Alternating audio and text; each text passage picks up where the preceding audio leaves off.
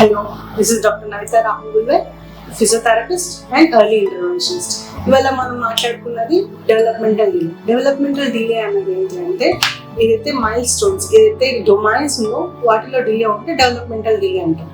దీంట్లో మళ్ళీ మనకు గ్లోబల్ డెవలప్మెంటల్ డిలే ఉంటుంది. గ్లోబల్ డెవలప్మెంటల్ డిలే అంటే 2 లేదా అంతకంటే ఎక్కువ డొమైన్స్ లో కనుక వాళ్ళకి డిలే ఉన్నట్లయితే దాన్ని గ్లోబల్ డెవలప్మెంటల్ డిలే అంటాం.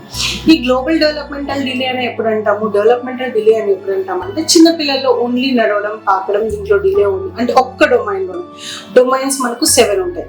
Gross motor, fine motor, cognition, socialization, emotion, play and most important speech and language.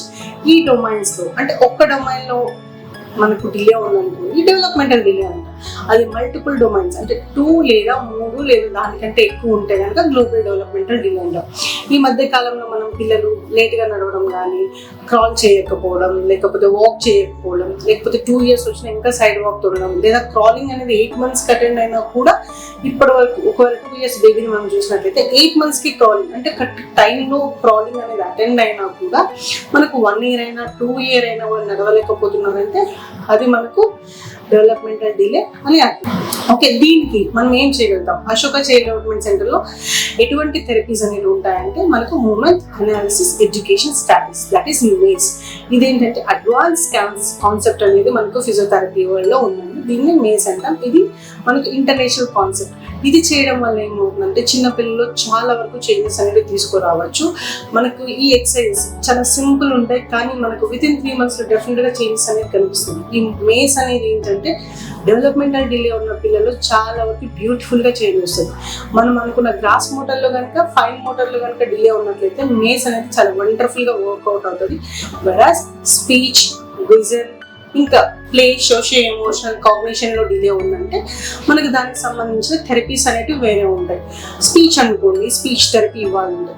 Vision లో డిలే ఏంటి? విజన్ డిలే అనేది కొత్తగా వినిపిస్తుంది ఏంటి అని అనుకోవచ్చు.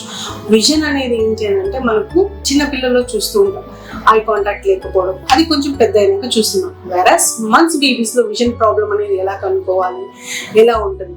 మనం మామూలుగా పిల్లలు మన వైపు చూస్తున్నారంటే మనకు వైపు చూస్తున్నారు, ఏదైనా సౌండ్ వచ్చి ఇటు చూస్తుందంటే ఐ కాంటాక్ట్ ఇస్తున్నారు అని అనుకుంటాం, రైట్? కానీ డెవలప్మెంటల్ డిలే ఉన్న పిల్లలు ఏంటంటే విజన్ మైలినేషన్ ఏదైతే ఉందో అది స్లోగా జరిగే అవకాశం ఉంటుంది. అందుకే మనం ఎప్పుడైనా పిల్లలు మనం ఇట్లా అంటే ప్రొటెక్టివ్ రిఫ్లెక్స్ లాగా ఐ అనేది బ్లింక్ చేయాల్సి ఉంటుంది. కానీ ఎవరికైతే డెవలప్మెంటల్ డిలే ఉందో అటువంటి పిల్లలు ఈ ఐ ప్రొటెక్షన్ రిఫ్లెక్స్ ఏదైతే ఉందో ఐ బ్లింక్ చేయడం అనేది ఉండకపోవచ్చు.